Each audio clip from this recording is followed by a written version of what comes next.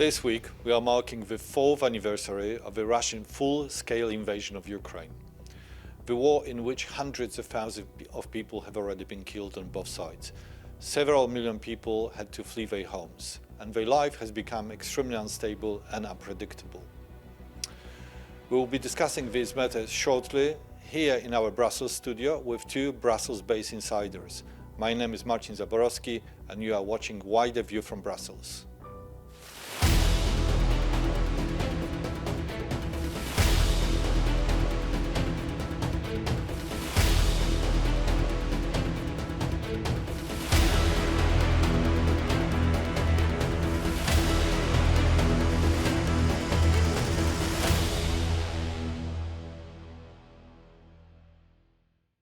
So we are joined by two Brussels-based commentators, two Brussels-based observers. And the two are Grabbe from Bruegel Institute and a former Commission official responsible for the issues of enlargement, in fact, and Andrea Palasciano. That's right. From Bloomberg. Andrea lived in Russia, and she's been writing extensively both on Russian and Ukrainian affairs. So I want to start with a rather annoying question. I don't like being asked that myself, but here you go. When is it going to end? All right, I'll give this a crack. Well, that's the million-dollar question, right? That's everybody's been asking. And the Trump administration came in with a lot of eagerness to solve this quickly, and we have seen that the negotiations have had several starts and stops, and now we are in this moment where we're being told that they are almost completed, but the devil's in the details, and obviously those like few percent or however much they say is left to negotiate is the key question, and we're talking really about the crux of the matter. We're talking about sovereignty issues, territory, elections, and I am not under the impression that things will resolve really quickly. And obviously, the one thing that would need to happen for the war to end would be for Russia to stop the attacks, the relentless attacks on Ukraine.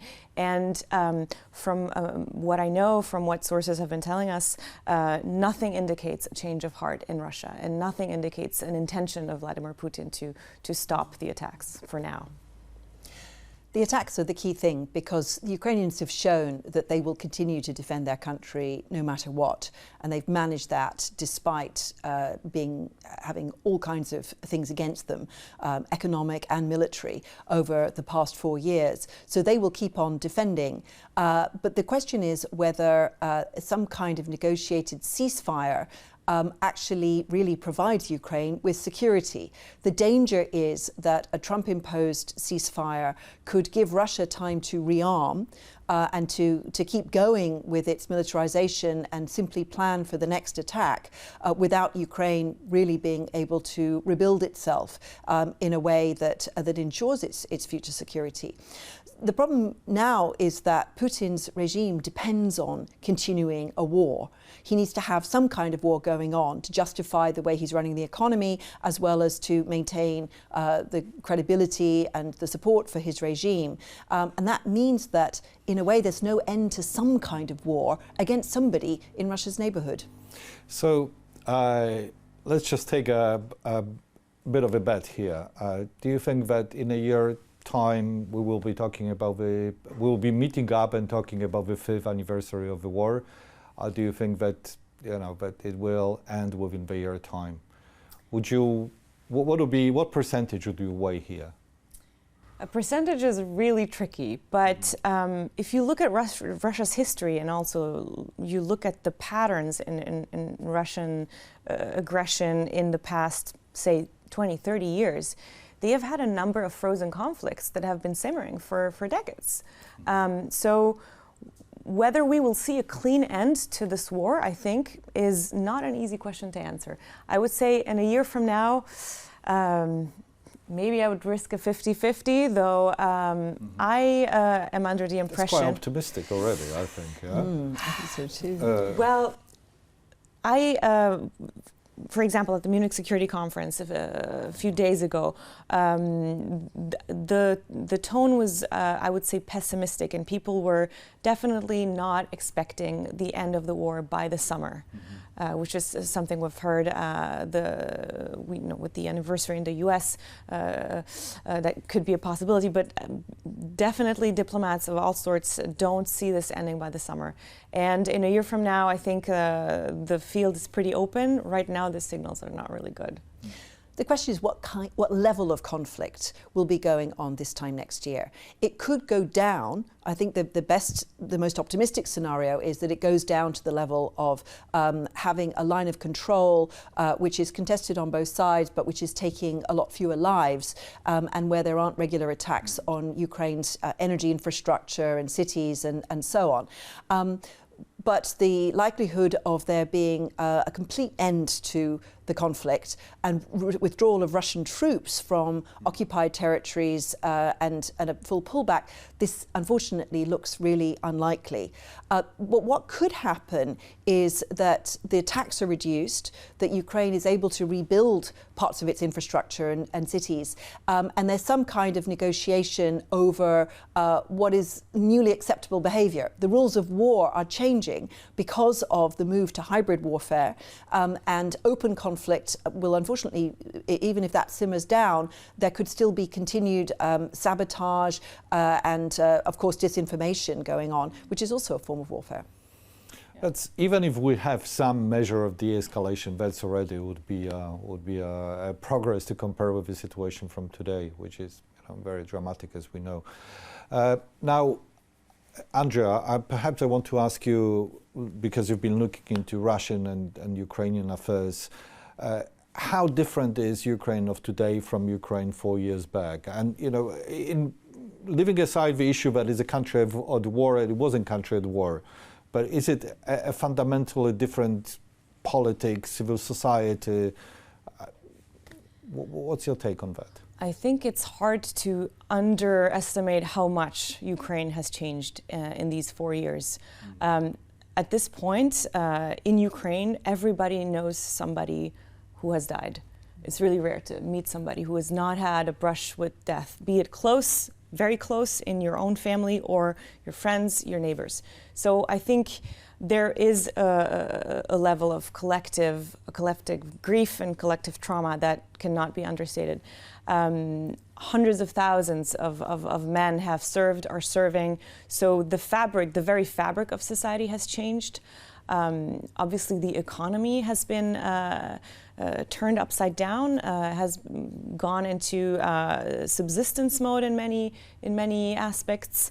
And I think maybe if we're speaking about the economy, if we look at the last few months with a really, really consistent pattern of attacking energy infrastructure, I think that it has had a really profound impact. And we are also obviously faced with a population that is exhausted. Traumatized. Exactly. Deeply traumatized. PTSD for almost the entire population. And yet, when you go to Kyiv, that's the really remarkable thing. There is a measure of daily life continuing as previously. Restaurants are still open. Exactly. Sometimes with candlelight rather than electricity. Exactly. And you will see, the nail salons are full, the restaurants are full. At some point, you have to go home. And as you said, you don't have electricity. But there have been a number of very ingenious and smart solutions found to that. So you will be able to still consume your meal even though the electricity goes off.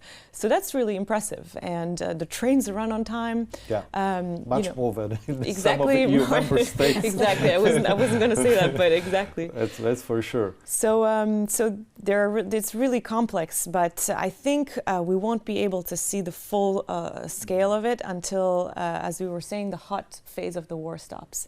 If we turn it down to a simmering conflict, a frozen conflict, as we've seen Russia do, and that it could actually be able to sustain for years, then I think we'll get a clearer picture of where Ukraine is at. Yeah, the Ukrainian economy is very much a war economy. So consumption can still be high, but it's highly dependent on foreign aid, particularly from Europe. the US has more or less stopped foreign aid. But if you look at the economic statistics, the military expenditure accounts for over a quarter of GDP in Ukraine and nearly 2/3 of public spending. The inflation is high, the budget deficit is also high, and really Ukraine is now depending on the war as its main economy. Less actually than Russia is. Putin is running a completely war economy, running on huge levels of consumption in Russia, but one which depends entirely on the oil price and on military spending. In Ukraine, you still have more of a functioning economy, and of course, what the sector that has really grown is the defense sector, to the point where Ukraine is now exporting arms to Western Europe, which is an extraordinary thing for the war-torn economy with having millions of refugees abroad, is now having to provide for the rearmament of European countries. This is incredible. And yet they are managing to produce very effective armaments, drones, and new innovative capabilities in garages, in distributed networks across Ukraine. So they've shown a remarkable innovation as well as resilience in the face of this conflict, I think more than anybody could have expected. But it's something that is not sustainable. Once the conflict simmers down, as Andrea was saying, it will have to move to a completely different footing. Just very briefly now, following up on this question, how do you think the EU has changed? You know, the EU of today and 4 years back. So the EU has now become much more concerned with defence and security, both because of the conflict in Ukraine, which is now on the borders of various EU member states, but also, of course, because of the huge shift of the Trump administration away from the transatlantic alliance and the fear now among European NATO allies that Article 5 of NATO no longer means what it used to mean. So the need for security, the concern about defending against Russia, which could be at some form of perpetual war, that's now predominant, and that has overtaken other what should be urgent priorities like climate, because climate change is coming whether or not Putin invades another country, and it also has meant economic security has become very much integrated with hard security. Those two things are going together a lot more. That creates a quite new agenda at EU level. Andrea? Yes, you've summed it up quite well. I think one of the really interesting things that has happened since the beginning of the war is the way Europe looks at Ukraine.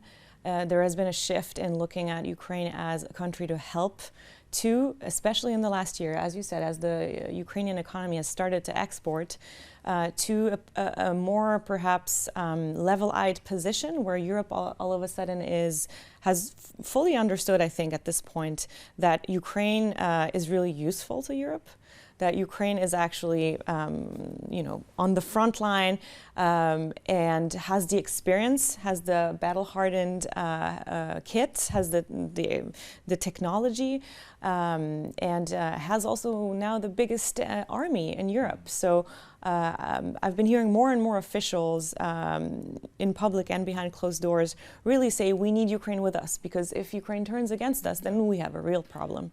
And so we've been seeing the industry trying to bind Ukraine to Europe, more and more joint ventures, more and more investment, and I think the defense industry is one to watch for where the relationship between Ukraine and Europe is going. Okay, before we get to the question of accession, because I want to raise this one too, of EU accession for Ukraine, there is still this nagging question of who is it actually, which side of this conflict is holding all the cards, or most of the cards. President Trump seems to think that it's Russia, and he's been saying that repeatedly. A while ago, last week, we interviewed the president of Finland, Alexander Stubb, who's been saying the opposite. And I would like us to listen to the clip with Alexander Stubb. But now I think most of the cards are actually with Ukraine. Look, this war has been a strategic failure for Putin. He wanted to make Ukraine Russian, it became European. He wanted to stop NATO from enlarging, he got Finland and Sweden. And he wanted to keep European defense expenditure down, we're going up to 5%. Militarily, he's losing on the battlefront. He's not advancing, and when he advances, Ukraine advances somewhere else. So this has been a military disaster for Russia. And thirdly, his economy is doing badly. In other words, he's out of reserves, zero growth, 16% interest rates, double-digit inflation.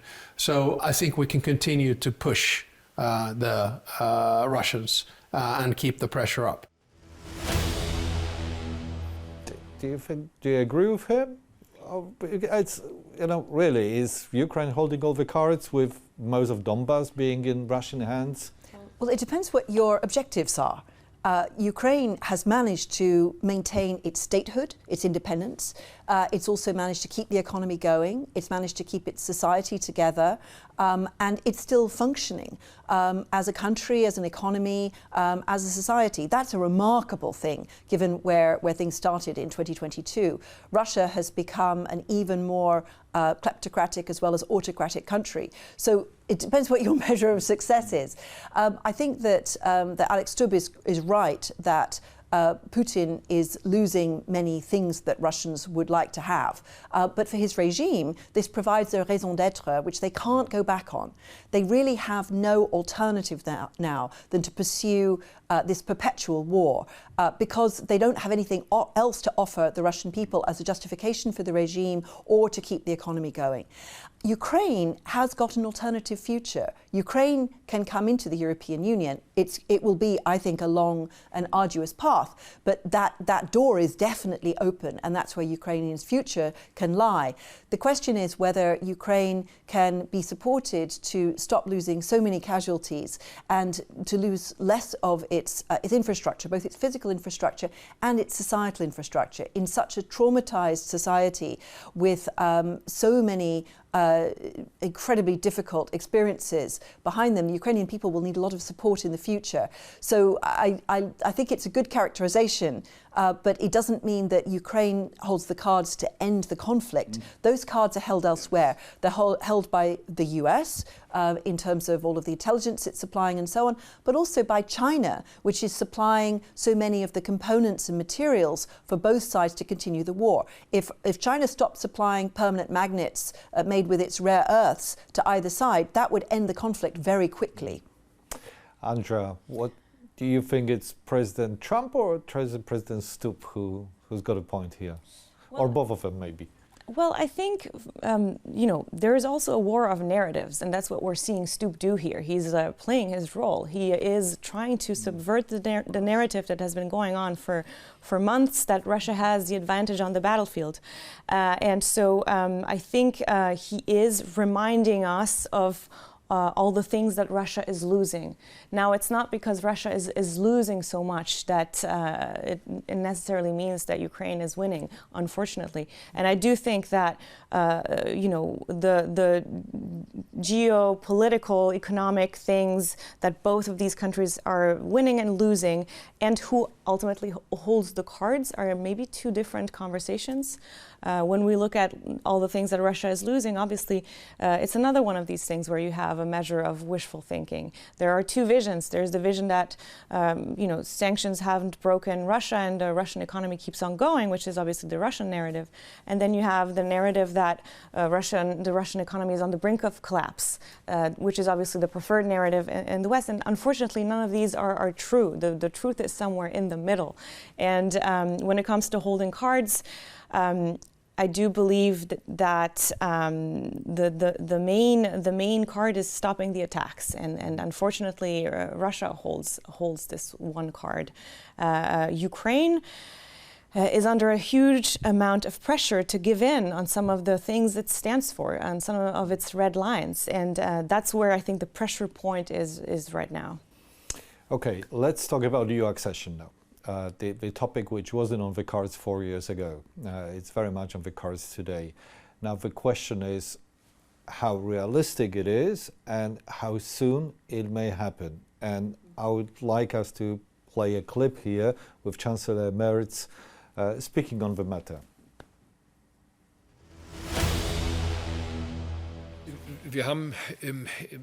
We discussed this topic at great length in Berlin in December and 3 weeks ago in Paris.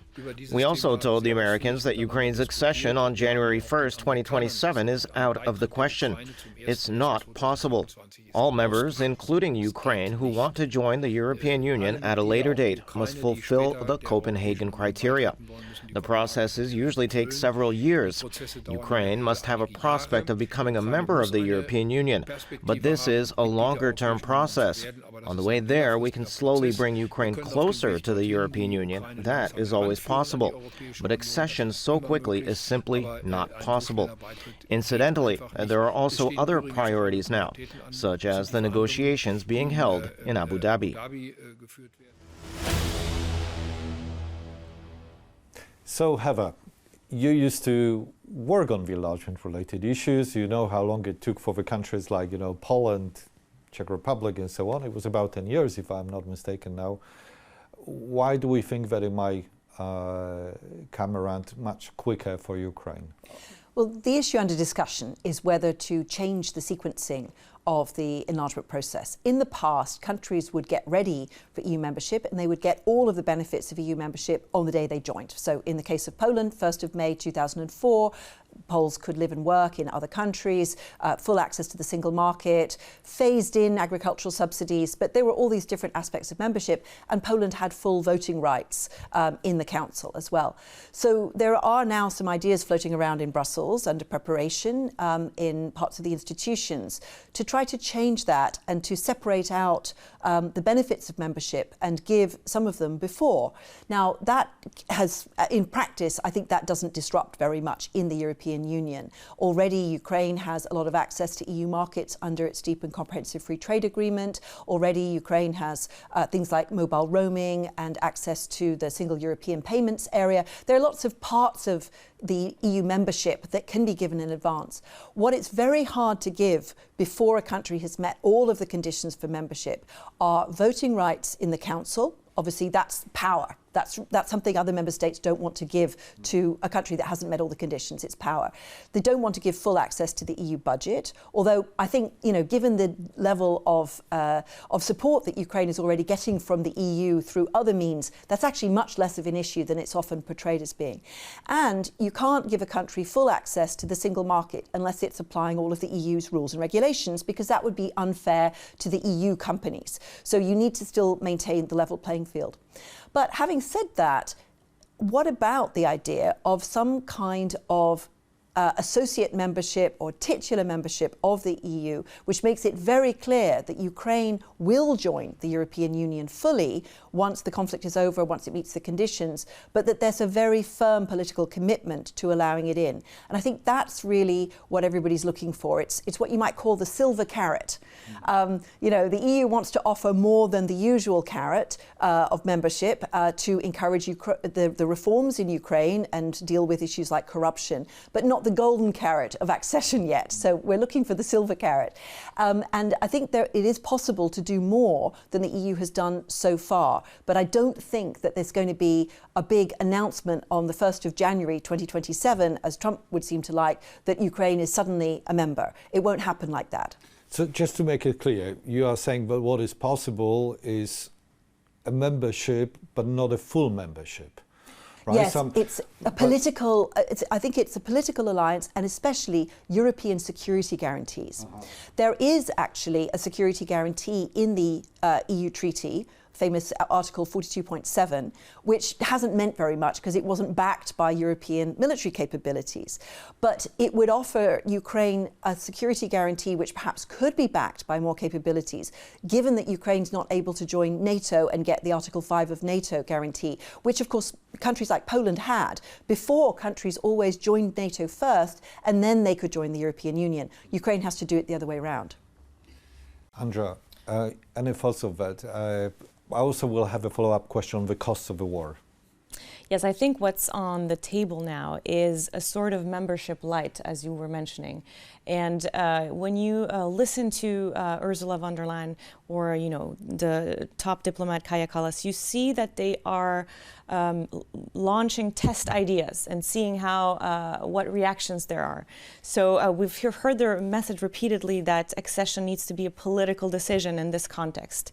Or, for example, we have seen, as you mentioned, von der Leyen repeatedly mentioning Article 42.7 and calling for it to be operationalized. So I think what's going on now is there are several options for accession light on the table. And I don't think the Commission has decided yet on which route to choose.